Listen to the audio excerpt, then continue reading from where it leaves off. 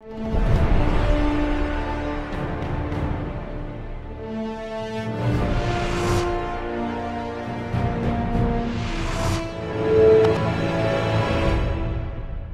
you for joining us here on the Leaders of Tomorrow on ET Now. This is part 2 of a very special conversation with the founder and chairman of Capital First, where we're talking about how the industry is changing, but more specifically, his advice for you, the MSME entrepreneur.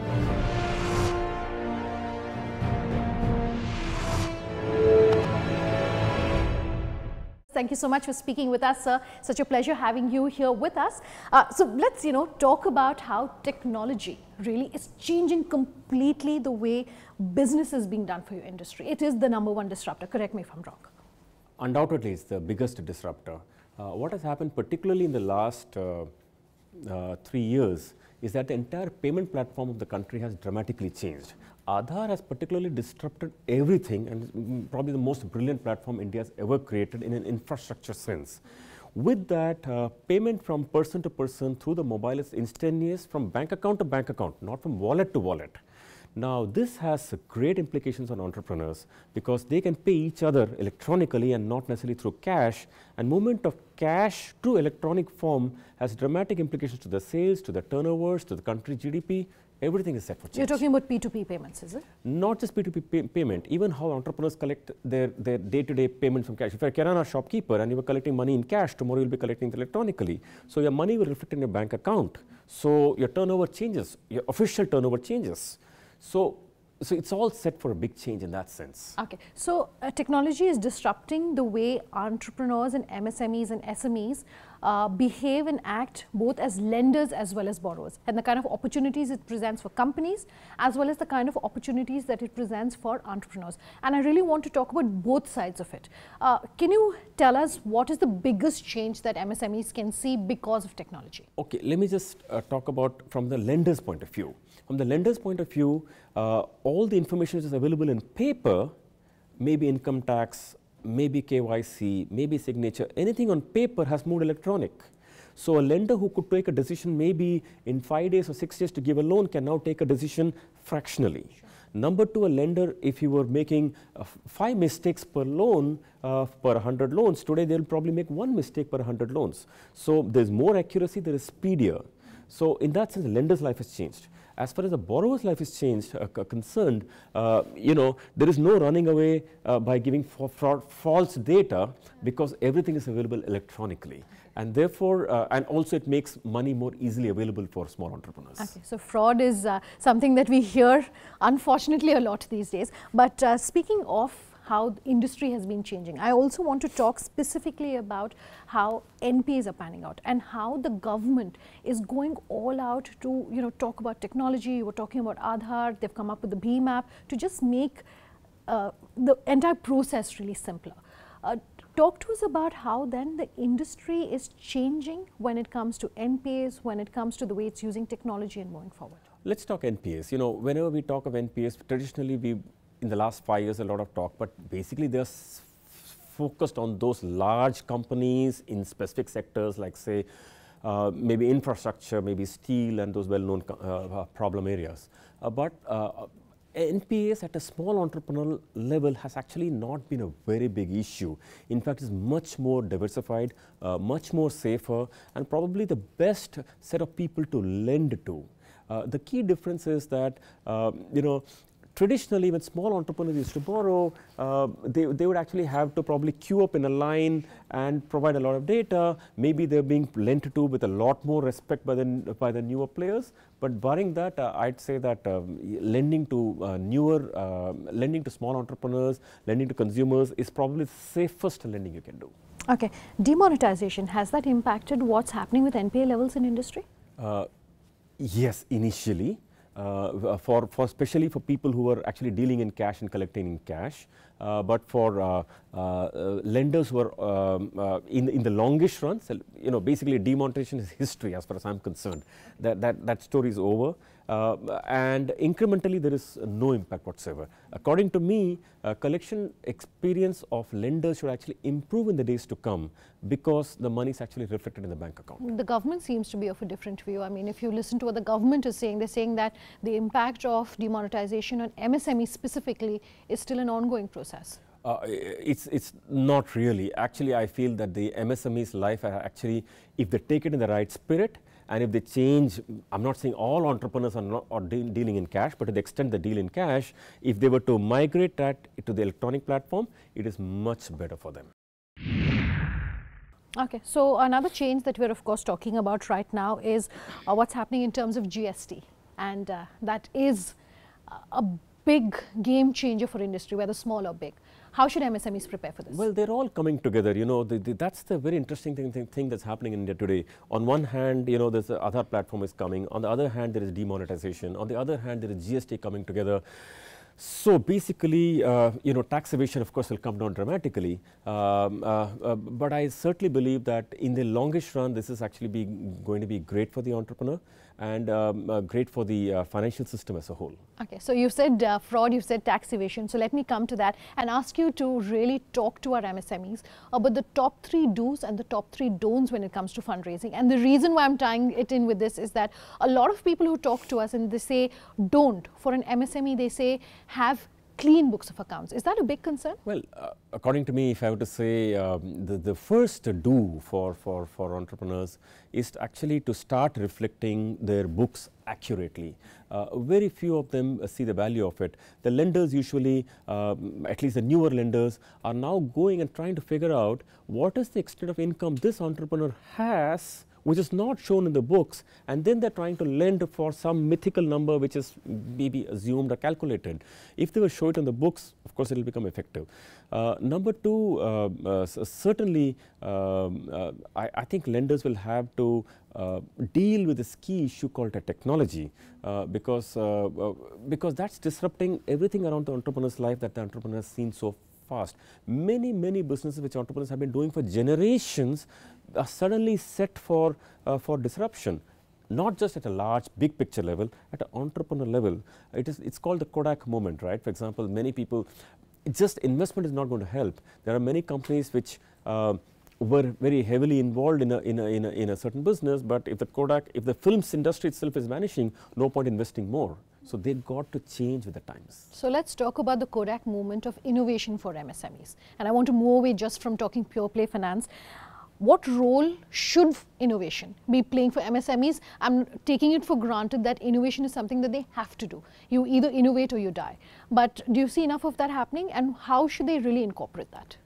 The main thing is that you know, they got to just move on to the newer platforms, and that is because there's change happening all around them. Innovation is happening all around them, whether they like it or not, and probably they like it. And if you see, the important thing is that the newer generation of entrepreneurs who are coming in, let me say the founder and the founder's children probably got involved in the businesses. They are educated, they are electronic, they've already grown, so to say, in the 2000s where technology is all around them. So I do believe that the next generation of entrepreneurs is going to be very different than the past generation of entrepreneurs, particularly because they're influenced by technology. Okay, so speaking of technology, are you happy with the kind of understanding that MSMEs now have of technology? And when we're talking technology, we're talking also of the cost which is involved with using that technology. So is there enough of a buy-in there? Well, you know, I'd say it's a bit of a forced change. If you see for the past generation which is actually doing business in a particular way, they just wedded to the way they're doing it. But like I said, it's a forced change, and that change is coming faster at them, because whenever we talk of large corporates and change and tectonic shifts in industry, sometimes people don't realize that this is going to affect at the grassroots. Entire industries will vanish. You may have been doing a particular business for 5 generations. It doesn't matter anymore because the industry may vanish, and that's a very real issue. Okay, and the cost of technology I was asking you about. Cost of technology is getting very much democratized. You know, the other day I saw an interview by the Netflix CEO who said that you can watch 25 hours of movies in just 1 GB of data. which means that practically you can watch a movie in 1 rupee 50 paisa, which is what probably you see in a PVR or somewhere else at maybe 150 rupees.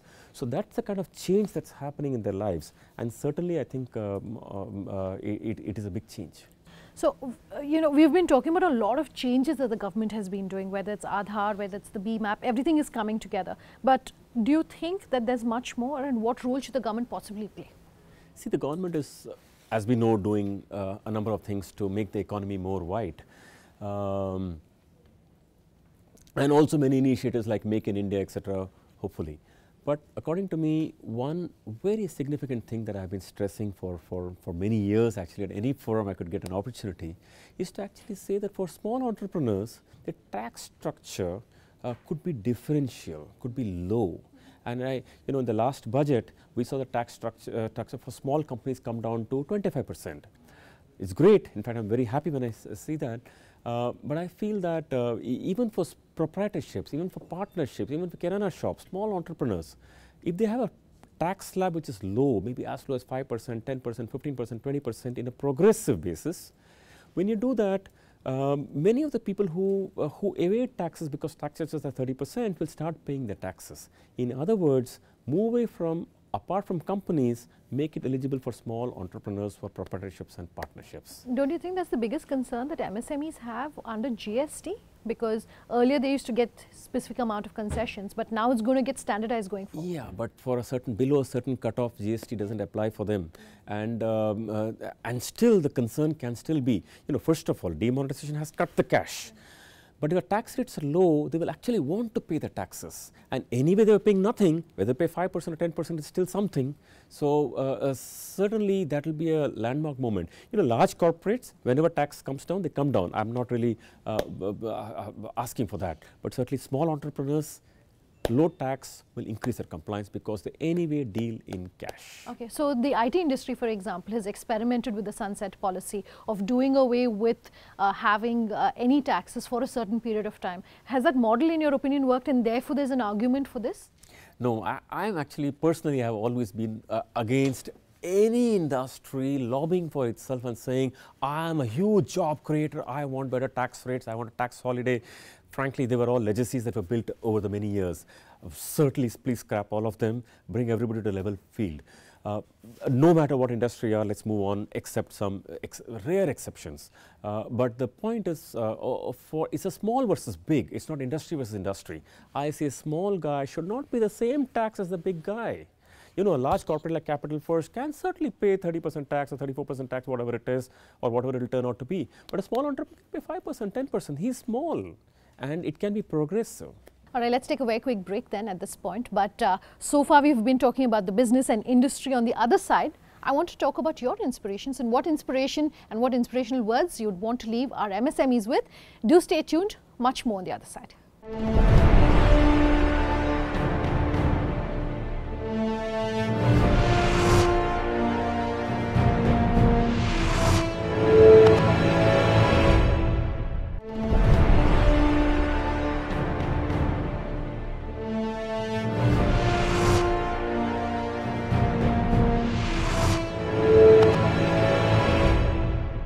Welcome back. You're with us here on this very special conversation that we're having with the founder and chairman of Capital First. And I want to now take time to talk to you about things other than finance and specifically on manpower. And that's something that you have worked with very closely at your previous organizations and then building this organization literally ground up.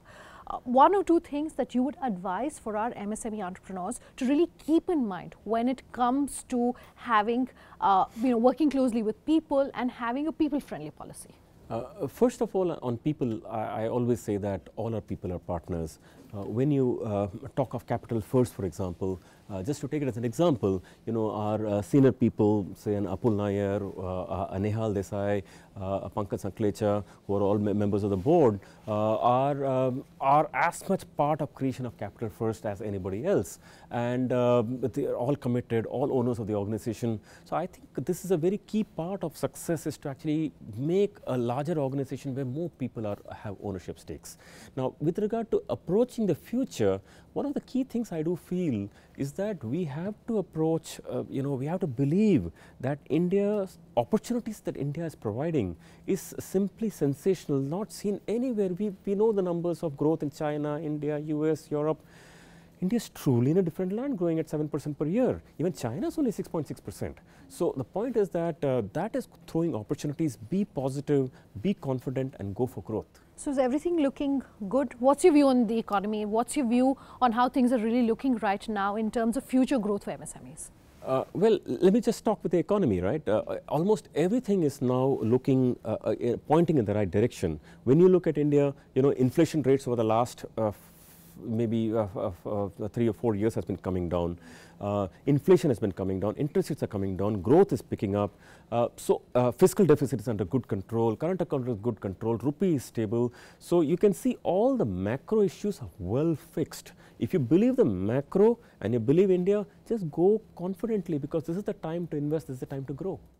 One thing that entrepreneurs don't talk about often enough and perhaps don't get enough advice on is how to market themselves.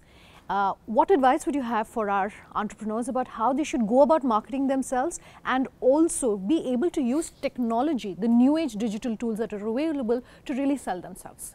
The key thing is that people sometimes tend to think that, it is true that large institutions, the well-known top 30 names of the Sensex, etc., they always have access to the best of magazines. They have access to Business World, Business India, channels like yourself, and they are the well-known.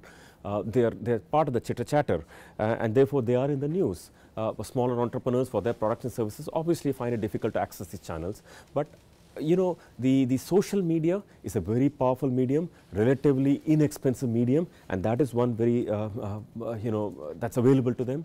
The other thing is that even on magazines, you don't have to get the, big notch magazines. For example, there's a magazine called The Entrepreneur. It focuses on the small entrepreneurs, and it's not meant for the big geese. So you find your space. One good way for any company, it's an important tip actually, even if it's a small company, once you get listed, you automatically start getting visibility. And in fact, your products get visibility, you get visibility. So if possible, get yourself listed. There is something that is, a certain amount of governance that comes with that, a certain amount of growth that comes with that, and certainly visibility comes with that. Okay. Would it be advisable for all entrepreneurs then to go through the listing route? Well, if you get some scale, there are some norms that the BSE and the NSE have. So at the earliest opportunity, if you're willing to play it clean, if you're playing in cash, you can't get listed because shareholders will want to see the income in the books.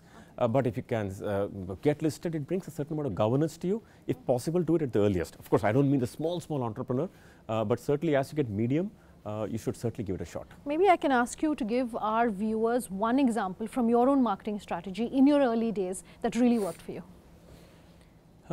Well, I can think of many, but one significant thing for Capital First was that because we were latecomers into this game, we could not, and we were small, we could not afford big ticket advertising. So one interesting way of dealing with this used to be that if you were probably on television channels giving your views on a particular subject, that's also in a way a bit of a proxy advertising. If you're probably seen at events giving some speech, that's also a bit of a proxy advertising. So, what I'm trying to say is that even if you don't have big bucks for advertising, there are just ways and means of promoting a product. Is there also then the danger of overexposure, especially when everyone has a view on everything on social media? Is this something you should avoid? Of course, you should be always very careful with social media. But the way to think about social media is it's a very significant powerhouse for us. And let's then talk also about what the way forward is looking like. First of all, let me start by asking you at Capital First, what are the next few years looking like? Well, the way we think about it, that the next few years are looking very positive. Not just for Capital First, I guess for the Indian economy. I'm really very bullish and very excited about what India of 2020, 2025 is going to look like. Because like I talked about, all the macros are fixed. Now it has to translate itself to, it's converting itself to a very big story. Sometimes for those of you who remember, say the 2003 to 2010 of India, it was turbocharged, it was exciting, and everything was multiplying in value. That kind of a zone I'm beginning to see for 2018 to 2025. So the same golden 8 years are going to come back is come back very soon. But for you specifically at Capital First? At Capital First, we believe that the space we are in is a very large business, and we will probably be set for a compounded growth. And I think that the growth of profits will actually beat the growth of top line. Is there a bank somewhere on the cards in the future? We often think about these things, but we very much like the model of an NBFC because it just gives us so much of extra play. But certainly we will definitely look at it from time to time. Okay, so for someone who leads an organization which is the size that Capital First is there something that you would want to leave our MSMEs with in terms of advice? One or two pieces of advice that you want to give them through the show? Well, through this show, I'd say that the most important that comes top of mind to this question is that around you, the ecosystem is dramatically changed. At the same time, you have demonetization. At the same time, you have Aadhaar. At the same time, you have a billion mobile phones. At the same time, you have a credit bureau with over 500 million records. So what you were used to for the last many years has suddenly changed. So learn to live with this new ecosystem and latch onto the new ecosystem, because otherwise this ecosystem will leave you quickly behind. Second thing I would say, like I said before, please get tax compliant and show your income boldly, pay your taxes, but become more eligible. And number three, I'd say go for growth. You're in an incredible land of opportunity. There are certain businesses or certain verticals of yours that I noticed that you've either shut down or folded into other businesses, your Forex business, your gold loan business. My question really is a bigger one. If you realize that some aspect of your business or some aspect of your growth is not really working out, would you advise that you stick at it and see that it grows, or would you advise that cut your losses and move on? What is your advice to MSMEs? Okay, it's as you know, this answer is never one way, because on one hand, there are important businesses that you want to do. You may have a failure, but you still want to do it, right? On the other hand, there may be non-core businesses. So the way I think about it is that we need to think about what is our core purpose of being in a particular business. For example, at Capital First, we said broking is not a core business. For example, foreign exchange was one of the legacy businesses. We said it is not our core business. Wealth management, we said it's not a core business. So whatever is not core, take it out. But what is important in a particular space, whether you fail, whether you succeed, keep trying and make it successful. For example, we said financing small entrepreneurs and consumers is a core business. Now within that, if we make mistakes, so be it. We have to keep trying. We can't abandon a core business. Fair enough. But on which side of the growth versus consolidation argument are you on? I am totally on the growth phase. I think that it's just an unbelievable opportunity coming, and it's totally on the growth side. So let's wind down this conversation, and as we're winding down, I want to talk about future India. What is future India in your mind, and how should entrepreneurs really be latching onto that future India? Okay, the future India is actually a very bright India. Basically, there is a new generation that is coming that is already schooled in technology, the way they work, the way we think, they do WhatsApp and all that stuff, maybe the new age social media. So they have to prepare for this new generation coming at them, who are going to be their consumers, and therefore the business models have to dramatically change. Number two, the future bright India that is coming at us in terms of job opportunities, in terms of growth, in terms of growth of a very large economy, people have to latch on to it by having clean books and by preparing themselves to becoming as professional as possible. And for that, I would say, co-opt professionals in your organization and make it everybody's organization. You will grow further than what you would go alone. Okay. And you've stressed on this a second time, so I can be rest assured that entrepreneurship is something that you are very close to, and that's also something which is the ethos really of Capital First. Thank you very much for speaking with us here on the Leaders of Tomorrow. That concludes part 2 of this very special conversation with Capital First. If you have anything that you'd like to tell us or have any feedback on this interview, do remember you can write in to us at leadersoftomorrowtimesgroup.com. You can reach us on social media or tweet me personally at Sunanda_J. We promise to have all your questions answered. Thanks for watching.